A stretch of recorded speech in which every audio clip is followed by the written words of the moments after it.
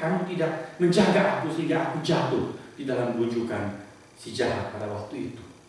Saling menyalahkan. Lalu mereka saling bela diri, saling menyembunyikan hal-hal tertentu. Begitulah yang terjadi di dalam pasangan-pasangan suami istri. Suami menyembunyikan sesuatu terhadap istri. Istri punya rahasia tertentu terhadap suami. Tidak lagi polos, terbuka akibat dosa. Saudara-saudara, Allah yang memberikan kemampuan untuk merasa malu di dalam hidupmu dan hidupku sebagai manusia. Binatang tidak memiliki rasa malu. Yang binatang miliki cuma rasa takut. Kalau dia mencuri dari meja, waktu kita datang, dia lari, bukan karena malu, tapi karena takut kita kemplang, takut kita tendang, takut kita pukul, bukan. Dia tidak punya perasaan malu, tapi kita punya perasaan malu itu. Dia berasal dari Tuhan, merupakan bagian dari hati nurani kita. Saudara-saudara, Allah mau kita memiliki rasa malu yang benar, rasa malu yang sesungguhnya diperlukan, rasa malu yang bermutu, bukan rasa malu seperti yang kita sebutkan dari tadi di depan. Rasa malu karena gengsi masyarakat, karena kriteria sosial yang belum tentu sesuai dengan kebenaran Alkitab. Tuhan mau kita memiliki rasa malu sesuai dengan kebenaran Alkitab. Itulah yang hamba-hamba Tuhan dalam Alkitab ternyata menggunakan istilah ini banyak sekali. Saya sendiri sangat terkesan dan tidak sangka waktu saya klik di Alkitab elektronik dalam satu semacam konkordan di sana, mencari istilah malu di dalam seluruh Alkitab. Saudara boleh coba nanti. Ternyata begitu banyak, saudara. Dari kitab Kejadian sampai ke kitab Wahyu, dalam Perjanjian Lama, Perjanjian Baru, begitu penuh ayat-ayat yang menyinggung atau mengutip, menyoroti, menggunakan istilah malu itu dari berbagai segi, supaya umat Tuhan kemudian dibimbing di jalan yang benar. Tuhan Yesus pun menggunakan tentang rasa malu itu supaya kita mendengar pengajaran firman Tuhan. Dia pernah berkata, kalau kamu diundang orang, jangan kamu begitu gengsi, rasa diri hebat, duduk paling depan. Betul? Lebih baik kamu duduk di tempat yang biasa saja. Kalau kamu memang orang terhormat, nanti orang undang kamu berkata, no, jangan duduk di sini, mari silahkan duduk di depan. Itu lebih baik dari kamu rasa dirimu hebat, kamu duduk paling depan, lalu orang bilang, oh maaf ya, tempat ini reserve untuk orang terhormat. Silakan Anda duduk di tempat biasa saja. Merah padam tidak buka kita. Bukan? Tuhan ajar supaya kita memiliki perasaan rendah hati yang benar. Paulus menasihati Timotius supaya berusaha secara optimal. Supaya apa? Supaya engkau didapati Allah sebagai seorang pekerja yang tidak usah malu. Saudara, kita bisa menyebutkan banyak hal di hadapan manusia. Kita bisa bersandiwara, menggunakan topeng, pakai penampilan yang bagus. Wah, kelihatan gengsi sekali. Mobil kita kempling mengkilat, merek yang sangat mahal sekali. Tetapi siapa tahu orang itu punya mobil bagus karena korupsi. Orang tidak tahu, sampai ketahuan. Suami pulang ke rumah, peluk istri, sun kiri kanan 7 kali. Wah, begitu mesra, kelihatannya sayang sekali. Tapi kemudian hari ketahuan ternyata dia berselingkuh, punya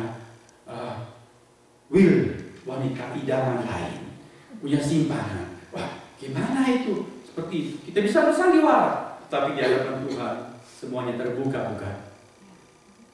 Tuhan Yesus berkata, tidak ada sesuatu pun yang tersembunyi yang tidak akan dibukakan kelak. Oleh sebab itu, Tuhan mengatakan, hendaklah kita punya rasa malu yang sungguh perlu dan bermutu. Di hadapan Allah, standar kebenaran yang mutlak, kita hidup serasi dengan Dia. Kalau kita hidup serasi dengan Dia, kita tidak perlu lagi memiliki rasa malu. Rasul Yohanes berkata, marilah kita hidup di dalam Kristus, supaya pada waktu kedatangannya kelak yang kedua kali, kita didapati tidak perlu merasa malu di hadapan Dia, sebab Dia mengetahui segala sesuatu. Saudara, marilah kita menerjemahkan itu di dalam hal-hal yang lebih praktis. Marilah kita memiliki suatu perasaan bangga diri yang sehat. Kalau kita ingin tidak malu, marilah kita menjadi orang yang punya integritas yang utuh. Di luar sama seperti yang di dalam. Yang aku katakan betul seperti yang ada di dalam. Dan yang aku katakan, aku kerjakan seperti aku katakan. Kalau saya berjanji, saudara berjanji, kita tepati. Jangan ngomong selalu manis-manis, bagus-bagus, tetapi pepesan kosong, tidak ada isinya. Cuma kelihatan bagus dari luar. Wah, menarik sekali pepesan itu. Dibuka selembar. Oh, masih ada bungkusnya. Dibuka bungkus kedua. Buka lapis yang ketiga. Sampai lapis yang ke-1001 di dalamnya. Gak ada isi apa-apa. Kita harus malu jika kita seperti itu. Kita menjadi orang Kristen yang punya integritas. Jati diri kita itu utuh. Kita tidak munafik. Seperti yang kita di dalam, begitu kita tampil di luar. Seperti yang kita tunjukkan di luar, begitulah aslinya kita yang di dalam. Seperti yang kita katakan, begitulah kita tepati. Saudara-saudara, kalau kita menyanyi dengan sungguh-sungguh, kita menyanyi memuji Tuhan, kita berjanji di depan Tuhan dengan menyanyi, kita lakukan itu di dalam kehidupan kita, baru kita tidak malu. Kalau tidak, di mana muka harus ditaruh? Sebab kita hidup tidak sesuai dengan seperti yang kita tampilkan. Kita jangan hanya bergaya saja. Jangan nampak seperti suci, seperti rohani. Tetapi sebenarnya kita tidak menghormati Tuhan dengan sungguh-sungguh. Tuhan melihat kepada umat dalam perjanjian lama. Tuhan berkata, ngapain kamu datang membawa korban yang banyak-banyak ke hadapanku? Di dalam Yesaya pasal 1. Tuhan berkata, aku sudah jijik dengan semua ibadah yang kamu kerjakan itu. Sebab apa?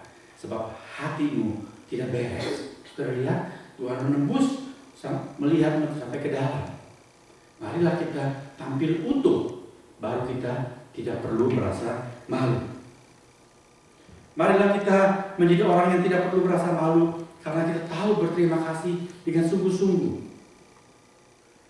Kalau ada orang kita tolong, ada orang kita beri, kita bantu, dia tidak tahu membalas budi, kita senang tidak? Kita tidak senang. Kalau sampai kita ceritakan tentang orang seperti itu, orang itu malu tidak? Malulah dia, bukan? Kok orang seperti begitu? Ini bukan gosip, betul seperti itu misalnya. Wah, itu malu sekali buat dia. Why kita tidak merasa malu kalau kita tidak tahu berterima kasih kepada Tuhan? Kalau kita tidak memberikan the best kepada Tuhan yang selalu memberikan yang terbaik kepada kita, bukan? Kita harus merasa malu. Saya rindu supaya jemaat Grace Community menjadi jemaat, bukan jemaat yang hahaha, tapi jemaat yang serius, jemaat yang bersungguh-sungguh. Kalau memberikan sesuatu kepada Tuhan, mengusahakan the best. Kalau bikin acara, usahakan yang terbaik. Kita memang bukan profesional. Kita bukan artis-artis yang berbakat. Tetapi kalau kita menyiapkan sesuatu, berikanlah yang optimal, yang terbaik di dalam segala keterbatasan kita. Sama seperti kalau kita dibayar. Kalau tidak, kita harus malu. Kalau untuk pekerjaan di kantor, kita tidak berani sembarangan. Job yang kita terima, tugas yang harus kita kerjakan. Deadline-nya kapan? Harus kita kejar setengah mati, jangan sampai lewat deadline. Sebab kita takut dipecat. Sebab itu nafkah kita, itu penghidupan kita, bukan? Tapi untuk pekerjaan buat Tuhan, sembarangan saja. Sampai deadline tidak selesai. Apa kita tidak harus malu? Paulus berkata, usahakanlah dirimu supaya menjadi pekerja yang tidak usah merasa malu di hadapan Allah. Kalau di depan manusia saja kita sudah malu-maluin, apalagi di hadapan Allah. Kalau di dalam pekerjaan kita ada tugas, ketika kita harus presentasi, apa kita kita berani di depan bos-bos dan semua rekan sejawat kita, waktu kita presentasi, kita hidupkan komputer kita, lalu dia nggak on. Itu tayangan yang harus ditampilkan, nggak muncul-muncul. Apa kita bisa berkata, maaf ya, ada gangguan teknis, saya ngobrol-ngobrol dulu aja sambil kita utak-utik ini. Berani? Langsunglah kita dipecat, bukan? Tetapi sering kali kita di dalam pelayanan, kita melihat, waktu acara mau ditayangkan, wah maaf, belum siap. Kenapa nggak dari tadi disiapkan? Mengapa tidak disiapkan? Apa karena kamu tidak dibayar, maka kamu tidak menyiapkan? Malu, saudara. Kalau kita memberi yang terbaik, hanya kalau urusan diri. Kita harus mengerjakan jauh lebih daripada yang bisa dinilai oleh uang. Amin, saudara-saudara. Itu untuk Tuhan. Sebab Dia sudah memberi saudara dan saya. Bukan dengan sesuatu yang bisa dibeli oleh uang. Bukan dengan emas dan perak, seperti kita nyanyikan, tapi dengan darahnya yang mahal. Kita bayar berapa untuk mendapat keselamatan itu? Tidak bisa itu dengan uang. Mengapa kita mengukur segala sesuatu hanya dengan uang? Kita harus malu kalau kita punya mental seperti itu. Jadi orang Kristen, jangan jadi orang Kristen harahi. Kita berkumpul, bukan sekedar untuk berkumpul, tapi karena kita aku mencintai Tuhan, aku menghormati Tuhan. Kalau kita dengar khotbah, wah, pengkhotbah menyinggung, aku malu rasanya. Kalau tidak mau rasa malu karena disinggung dan ditegur, bertobatlah sebelum ditegur. Amin. Saudara harus tahu sendiri apa yang pantas untuk Allah, apa yang kurang ajar di hadapan Allah. Sebab kita bukan lagi anak-anak kecil. Di hadapan Tuhan, kita harus tahu rasa malu yang bermutu. Dan kita gunakan secara positif. Aku tidak mau malu di hadapan Tuhan dan di hadapan manusia. Dengan cara itu, kita menjadi orang Kristen yang sejati. Orang Kristen yang sungguh-sungguh tidak perlu dipermalukan. Tuhan memberkati firman. Kiranya kita bertumbuh menjadi jemaat yang tidak usah merasa malu di hadapan Allah atau di hadapan siapapun. Amin. Sebelum kita berdoa, saya ingin ajak saudara membuka Alkitab, membaca Ibrani pasal 11 ayat yang ke-16. Ibrani 11 ayat yang ke-16.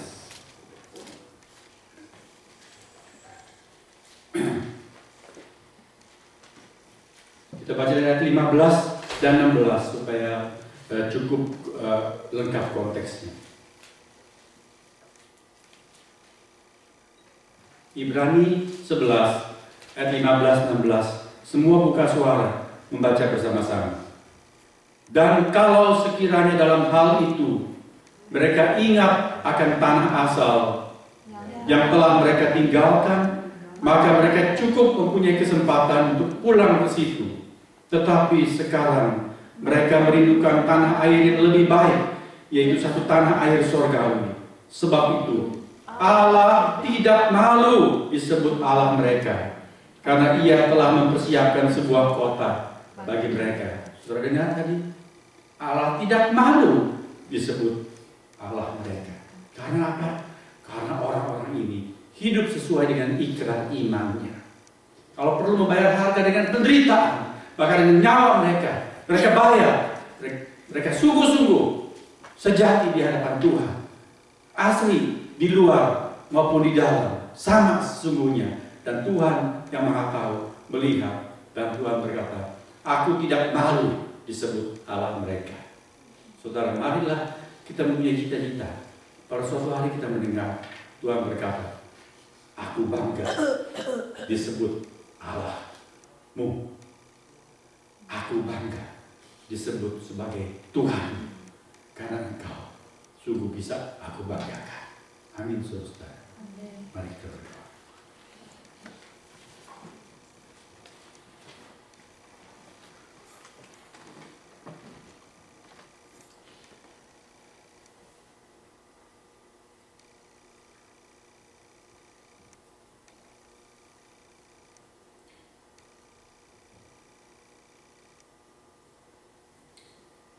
Ya Tuhan, Engkaulah pencipta kami. Engkau menciptakan kami seturut dengan peta dan teladan-Mu, sesuai dengan gambar dan citra-Mu, ya Tuhan, yang Maha Mulia. namun kami sudah jatuh ke dalam dosa.